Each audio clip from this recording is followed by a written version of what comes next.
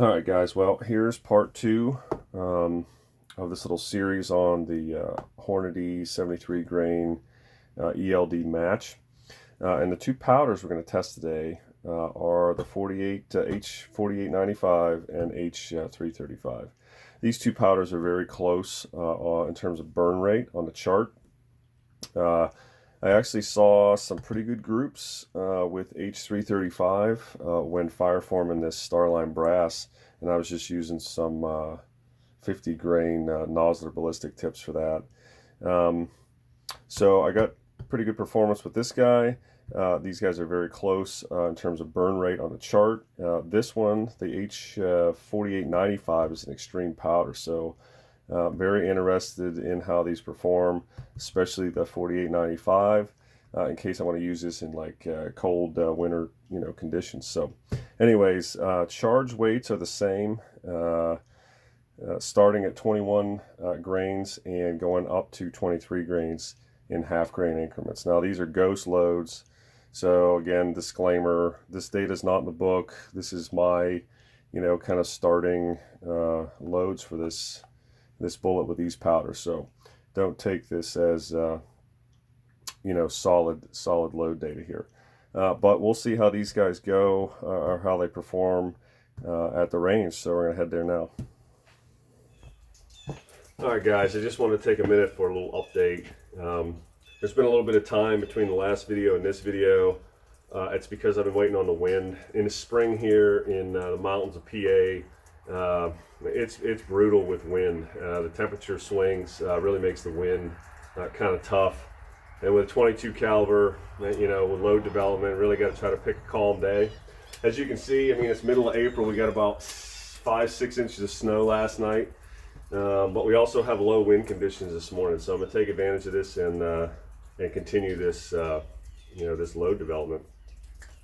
But I wanted to give a shout out to also to my buddy John at Johnny's Ultimate Hand Loads.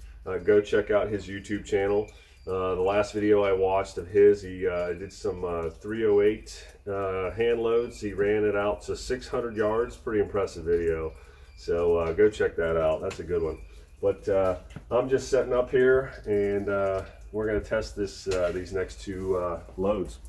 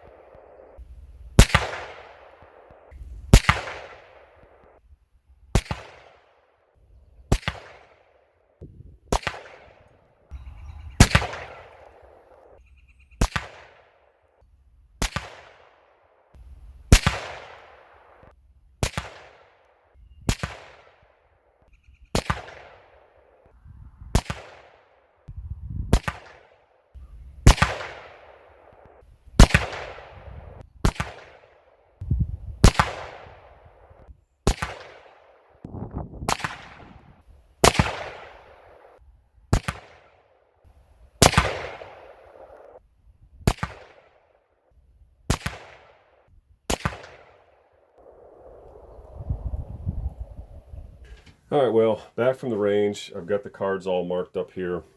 And just to kind of review, the top set of cards is Hodgdon 4895 from 21 grains to 23 grains in half grain increments. The bottom set of cards is Hodgdon H335, same charge weights, 21 grains to 23 grains in half grain increments. So from a 10,000 foot view, this is pretty much trash.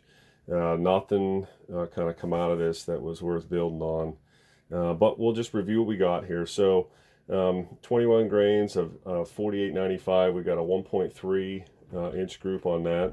and we were right around 2465 average feet per second, 28 feet per second extreme spread or range on those numbers, right?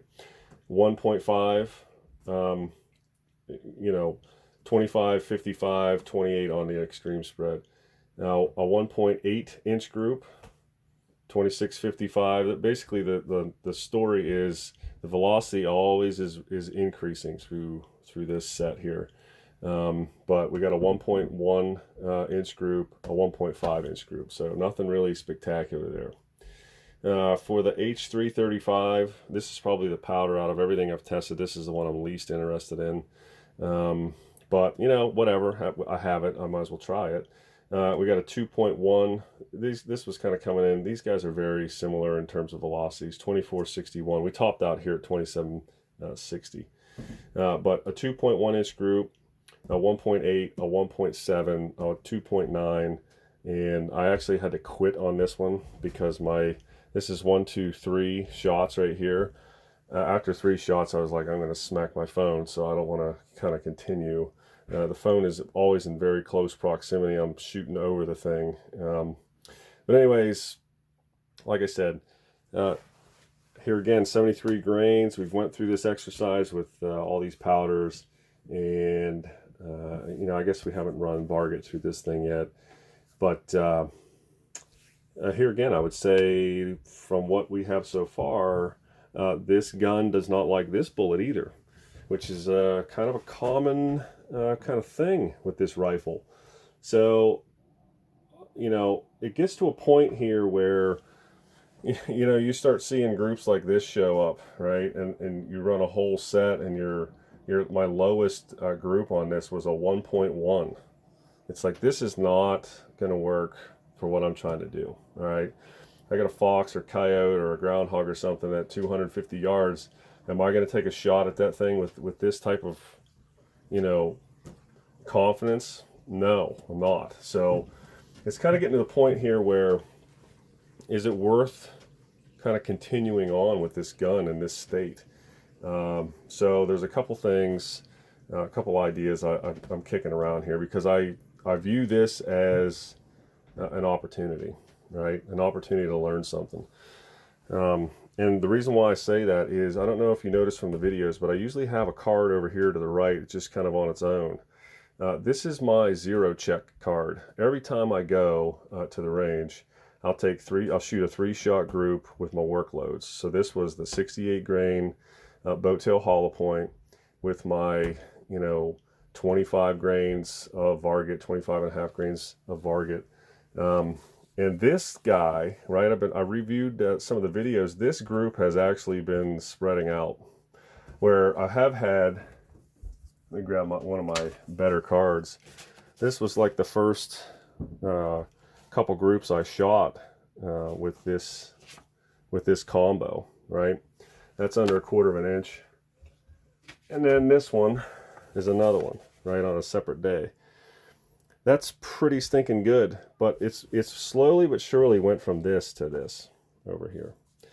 So it's cause for concern. There's a couple things that have happened through the course of this rifle, but I think for now, this experiment with these 73 grains, something's got to change. I'm not going to continue doing development for this bullet with this rifle right now. Now I want to focus on trying to learn something about this rifle. So I'm going to talk about that. All right, so what to do from here? There's really kind of 3 things that I'm considering, you know, going forward with this thing. And, you know, the first part of this kind of goes back to the performance slip with the 68 grain boat tail hollow point. Looking back through the data, that really started when I started using Starline brass. Now, I know the volume is less in these things. There's a couple different, there's a couple videos out there that actually identified this with this Starline brass. Nothing against them. It's just that I developed the original load with the Hornady, and then I switched over to the Starline and saw a difference in the performance. That makes sense. So I will go back and do 2 things. I'm going to do a workup with the 68 grain for the Starline, and then I'm going to try to go back and repeat the Hornady performance, see if the performance comes back. So that's number 1.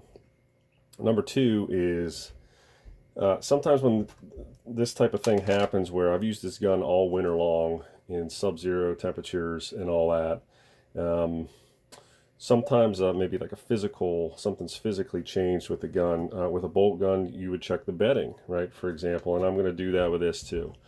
I want to get in there and check that barrel mating surface with the upper receiver, check that for play. I want to also take off the barrel and remove the flash suppressor and check that crown, right? So those are a couple things there. And the third thing is, this is going to happen probably anyways, but I'm going to swap that barrel out. So I'll buy a precision match grade barrel and put on that thing and see if that snaps these reloads back into shape here, because this is a lot of work and a lot of money and effort. It is very fun, but it's very expensive, and it's kind of a waste of time for groups that are over an inch. I mean, anybody can shoot that with factory ammo and a 5.56, chrome moly, chrome line barrel.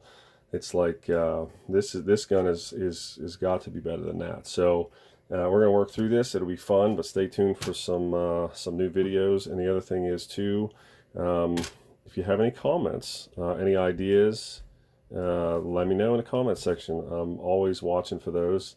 It's part of the fun of the YouTube channel is to hear from others. So thanks for watching. Stay tuned.